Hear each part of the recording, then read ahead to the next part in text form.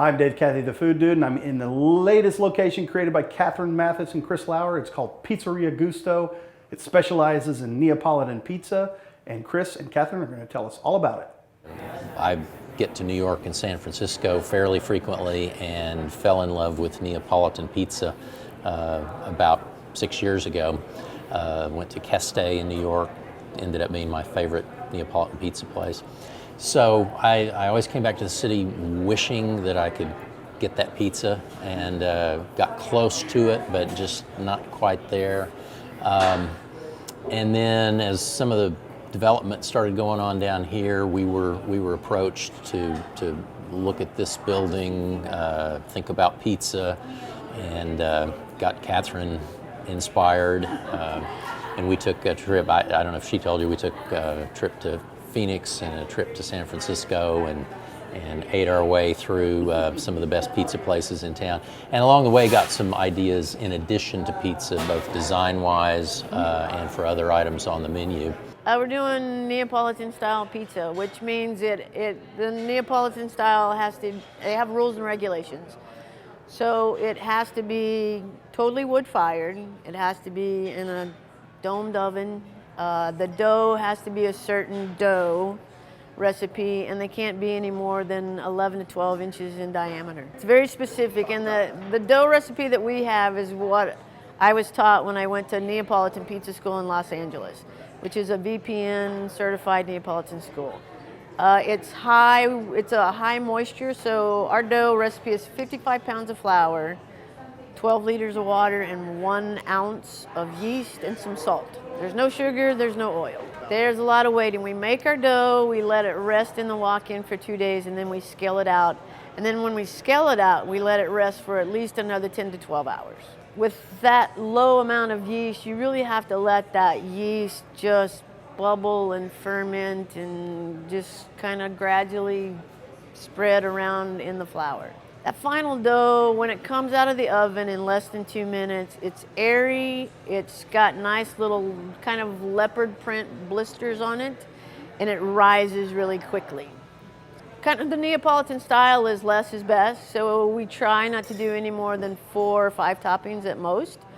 A lot of our pizzas are just a very simple tomato sauce where you take San Marzano tomatoes, put them through a food mill with a little bit of salt, and just like fresh mozzarella. And we stretch our own mozzarella here. We get the curd, break it up, put it on the stove, and then stretch it out.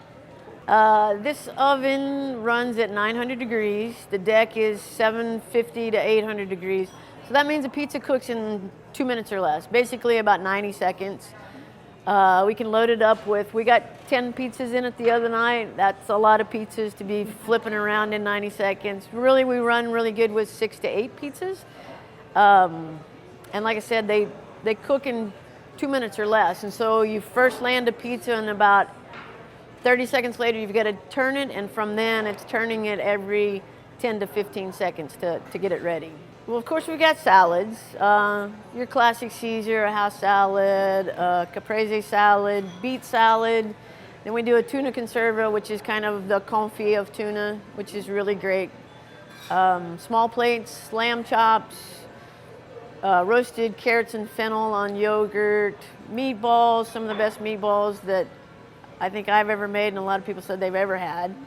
Arancini probably is the big seller. It's risotto ball stuffed with provolone cheese, rolled in breadcrumbs and fried.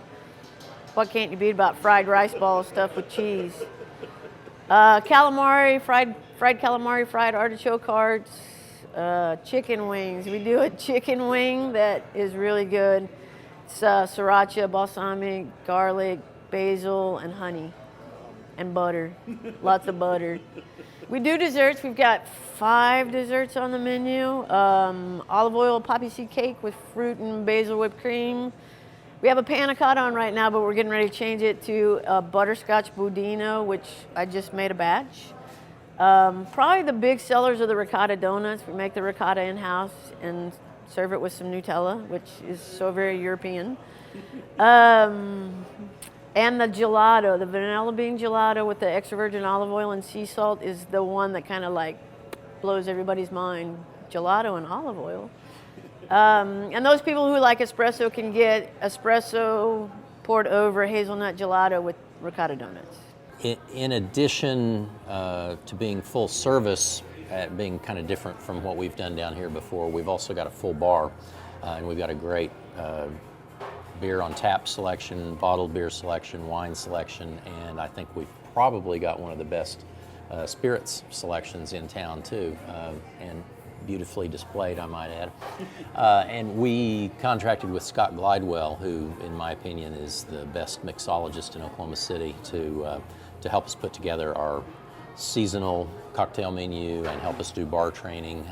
And I think it's really made a difference there. So the bar has turned out better than I expected to.